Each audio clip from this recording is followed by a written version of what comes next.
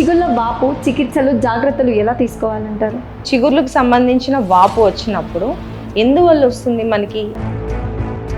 First sign of gum disease ఏంటి అనంటే, మీరు యాపిల్ కొరికినప్పుడు అక్కడ బ్లీడింగ్ స్పాట్ కనిపించడం ఇలాంటివన్నీ జరిగాయి అంటే ఆ డిస్టర్బెన్స్ వల్ల పన్ను కదలికలు అనేవి జరుగుతూ ఉంటాయి. This is called most probably whatever the junk we have like sticky. ఆ స్టిక్కీ నేచర్ ఉండేటప్పుడు ఫుడ్. మనతో ఉన్నారు ప్రముఖ డెంటిస్ట్ డాక్టర్ ప్రియాంక గారు, gum specialist and implantologist. Hello అండి, ఎలా ఉన్నారు? బాగున్నా అండి, మీరు ఎలా ఉన్నారు? Yeah, I'm doing good. ఎన్ని ఇయర్స్ నుంచి ఈ ఫీల్డ్ ఎక్స్పీరియన్స్ ఉంది? Almost like 12 years of experience అండి యాజ్ ఏ డెంటిస్ట్గా. చిగుళ్ళ వాపుకి కారణాలు ఏంటి? నార్మల్గా చూసుకుంటే మనకి పంటి చుట్టూ ఒక గమ్స్ ఉంటాయండి. గమ్స్ కింద వచ్చేసి బోన్ ఉంటుంది.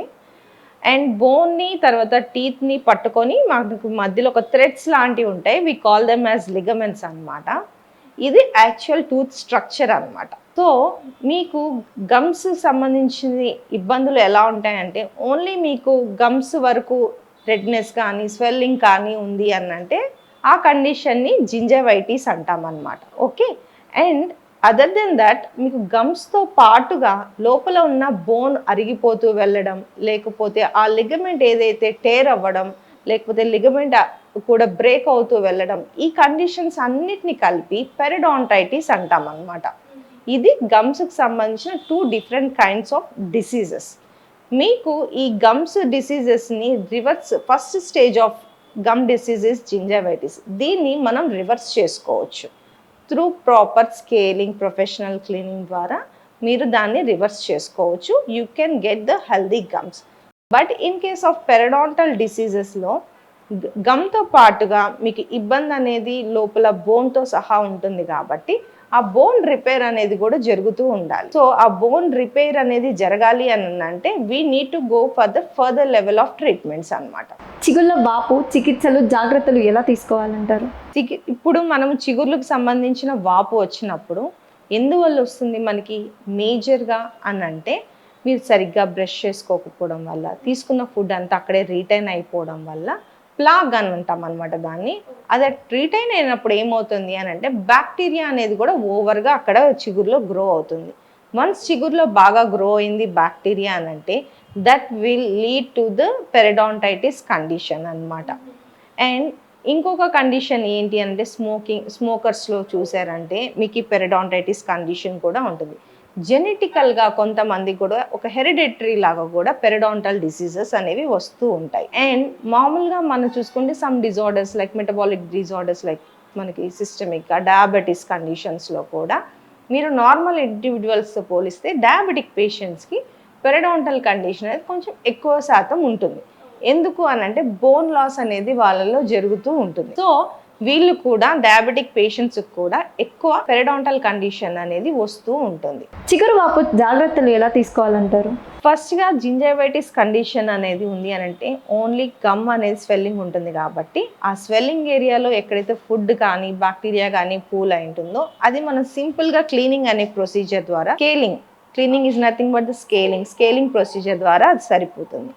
In case of periodontal condition, periodontitis అంటే బాగా ఎముక అరిగిపోతూ వెళ్ళే కండిషన్స్లో చిగురు కిందకి జారిపోతుంది, ఎముక అనేది అరిగిపోతుంది, పన్ను కదలిక మైల్డ్గా, ఇలాంటి కండిషన్స్లో ఫ్లాప్ సర్జరీ అనేది మేము పేషెంట్స్కి ప్రిస్క్రైబ్ చేస్తాం అనమాట, అడ్వైస్ చేస్తాం.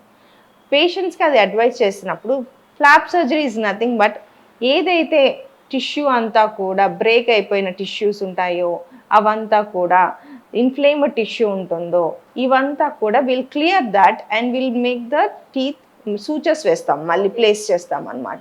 ప్లేస్ చేసినప్పుడు మళ్ళీ హెల్దీ కండిషన్స్లోకి గమ్స్ వచ్చేదానికి ఛాన్సెస్ ఎక్కువ ఉంటాయి. ఇది కన్వెన్షనల్ మెథడ్ అంటాం. ఈ ఫ్లాప్ సర్జరీ అనేది కన్వెన్షనల్ మెథడ్. ఇప్పుడు మనకి లేటెస్ట్ టెక్నాలజీ లైక్ లేజర్స్ అనేవి యూస్ చేస్తున్నాం. ఇందులో లెనాప్ అనే ప్రొసీజర్ అనేది మనం యూస్ చేస్తూ ఉంటాం. ఇందులో ఏంటి అని అంటే మీకు ఏదైతే కన్వెన్షనల్ ప్రొసీజర్స్లో మనం వాడే బ్లేడ్స్ కానీ బ్లీడింగ్ కానీ టైం కానీ సూచర్స్ కానీ ఇవన్నిటిని ఓవర్కమ్ చేస్తూ పెయిన్ లేకుండా పేషెంట్కి లెస్ డిస్కంఫర్ట్తో పేషెంట్కి ఎక్కువ బ్లీడింగ్ లేకుండా ఇవన్నిటిని మనం మినిమలైజ్ చేస్తూ సూచర్స్ లేకుండా లెనప్ అనే ప్రొసీజర్తో మనం చిగురుకు సంబంధించిన ట్రీట్మెంట్స్ అనేవి చేస్తూ ఉంటాము. అంటే పళ్ళు చిగుళ్ళు నొప్పికి బ్లడ్ అనేది వస్తూ ఉంటుంది కదా, అది కామనేనా? అది కామన్ కాదు.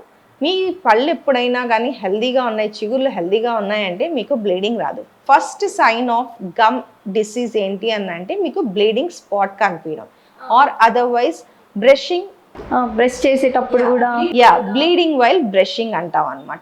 యాపిల్ ఎస్, మీరు యాపిల్ కొరికినప్పుడు అక్కడ బ్లీడింగ్ స్పాట్ కనిపించడం ఇలాంటివన్నీ జరిగాయి అని అంటే you are having a gum disease అని.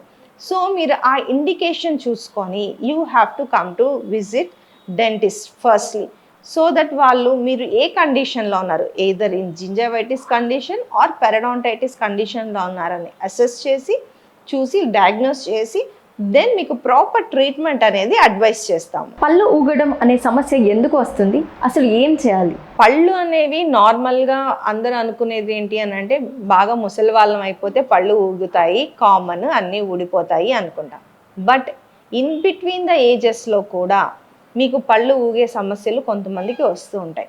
అవి ఎందుకు వస్తాయి అని అంటే మనం ఎవరైతే కానీ బ్రషింగ్ టెక్నిక్ కానీ ప్రాపర్గా లేదో, మన ఫుడ్ అంతా రీటైన్ అయిపోయి అక్కడ టాటార్ అంటే హార్ట్ డిపాజిట్స్ అన్నీ ఉన్నాయో అవి అలానే రీటైన్ అప్పుడు ఏమవుతుంది అంటే రీటైన్ అయినప్పుడు పెరడాంటైటిస్ కండిషన్ అనేది డెవలప్ అవుతుంది. అంటే చిగురు సమస్య అనేది బాగా డెవలప్ అయ్యి ఆ పన్ను ఏదైతే ఉంటుందో పన్నుని ఎముకని పట్టుకొనున్న థ్రెడ్స్ కాల్డ్ లిగమెంట్స్, ఆ లిగమెంట్స్ బ్రేక్ అవుతూ వెళ్తాయి. వన్స్ అవి బ్రేక్ అయ్యాయంటే పన్నును హోల్డ్ చేసే కెపాసిటీ అనేది ఎముక కోల్పోతుంది.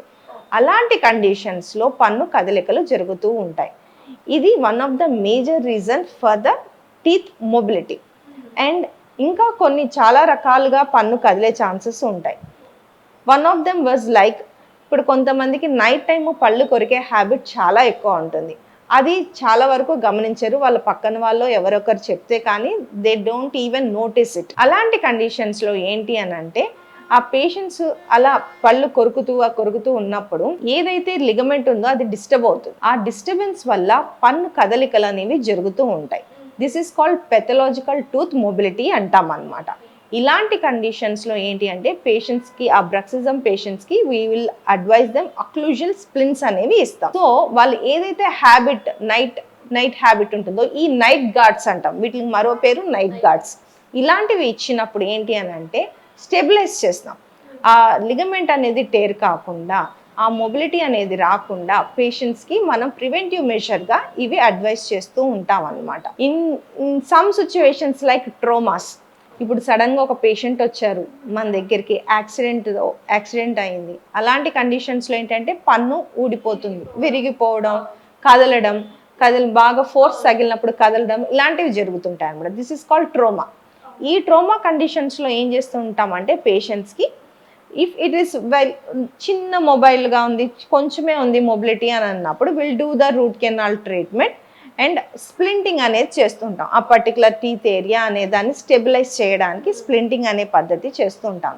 అలాంటివి చేసినప్పుడు కూడా టీత్ మొబిలిటీ అనేది తగ్గుతూ ఉంటుంది. మనము చాలా మందికి మొబిలిటీ ఎలా ఉంది, నాది ఎక్కువ శాతం కదులుతుందా తక్కువ శాతం కదులుతుందా అనే వాళ్ళకి కూడా ఒక చిన్న ఎగ్జాంపుల్ చెప్తాను. ఇప్పుడు మీ పన్ను కొంచెమే కదులుతుంది అన్నప్పుడు we can help them by giving the treatment. అది మీకు ఎక్కువ కదులుతుంది అని అనుకోండి, we need to take it out, అంటే ఎక్స్ట్రాక్షన్ చేయాల్సిందే. మీరు దాన్ని ఎలా గమనించుకోవచ్చు అని అంటే 3 రకాలుగా విభజించవచ్చు మన పన్ను కదలికలను. అది ఎలా అంటే కొంచెమే ముందుకి వెనక్కి మీ పన్ను ఒక 1 mm లోపలే జరుగుతుంది అని అంటే you are in safe condition. మీ టీత్ని మనం సేవ్ చేయొచ్చు through the treatments. 1 to 2 mm జరుగుతున్నా కూడా ముందుకి వెనక్కి మనం సేవ్ చేయొచ్చు. లైక్ రూట్ కెనాల్ ట్రీట్మెంట్స్ ఇట్లాంటివి చేస్తూ కూడా వాటిని సేవ్ చేయడానికి మనం ఎంతగానో అవకాశం ఉంటుంది. అలా కాకుండా పన్ను ముందుకి వెనక్కి ఎట్ ది సేమ్ టైం పైకి కిందకి కూడా కదులుతుంది అని అన్నప్పుడు మాత్రమే ఎక్స్ట్రాక్షన్ అనేది పేషెంట్స్కి మేము అడ్వైస్ చేస్తూ ఉంటాం. పళ్ళు చిగుళ్ళు ఎలాంటి ఆహారం తీసుకుంటే బలంగా ఉంటుంది? నార్మల్గా మనము అందరికి అడ్వైస్ చేసేది హెల్దీ ఫుడ్ తినాలి, హెల్దీగా ఉండాలి అని అడ్వైస్ చేస్తాం. బట్ ఈ రోజుల్లో ఈ లైఫ్ స్టైల్లో అందరూ కూడా హెల్దీ ఫుడ్ కన్నా జంక్ ఫుడ్డే ఎక్కువ ఇష్టపడతారు.